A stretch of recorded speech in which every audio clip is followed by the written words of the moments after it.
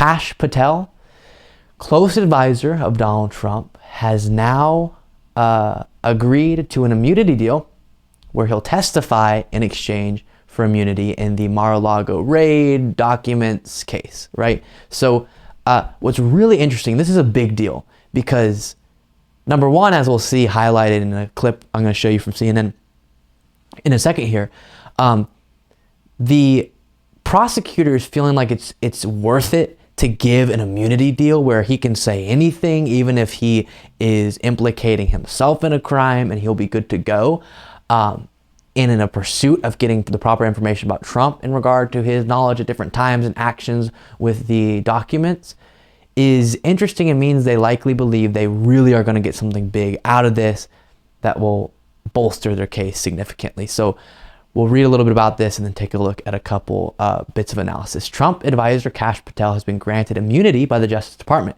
NBC News confirmed after a judge ruled that an immunity offer was the only way to compel Patel to testify in the ongoing probe of classified documents removed from the White House in the final days of former President Donald Trump's first term.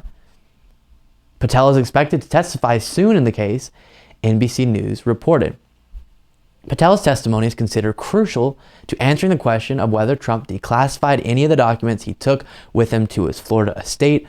Mar-a-Lago FBI agents removed thousands of government documents during a raid of Trump's property in August, including more than 100 that bore classification markings. So Kash Patel publicly has said, oh no, yeah, totally, Trump declassified these documents before. But then let's see how he feels when he's under oath, right?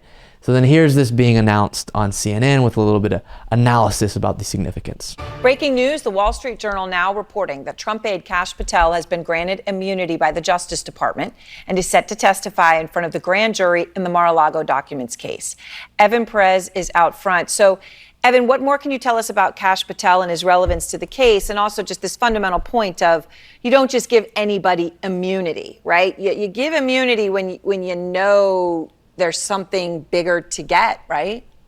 Right, and in this case, Aaron, he had appeared before the grand jury. He had declined to answer questions, citing his Fifth Amendment right against incrimination. And so what has happened is the Justice Department went to a judge, and this judge has now ordered for him to provide this testimony, obviously under this grant of immunity, meaning the Justice Department can't charge him in answer for those questions that he does answer, according to the Wall Street Journal's reporting. Now, he's a big deal for this investigation. This is the investigation, obviously, of the Mar-a-Lago documents, because he has claimed that the former president declassified these documents. No proof, of course, has emerged that the former president actually declassified those documents. So those are the things that they...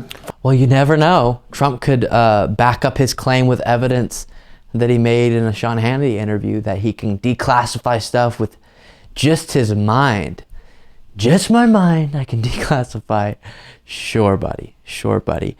And then a little bit more on CNN about this. Well, just last month, he refused to answer any questions before the grand jury. He invoked his Fifth Amendment right. He's one of a small group of advisors who could potentially have legal exposure in this Mar-a-Lago investigation. Prosecutors clearly believe he has valuable information.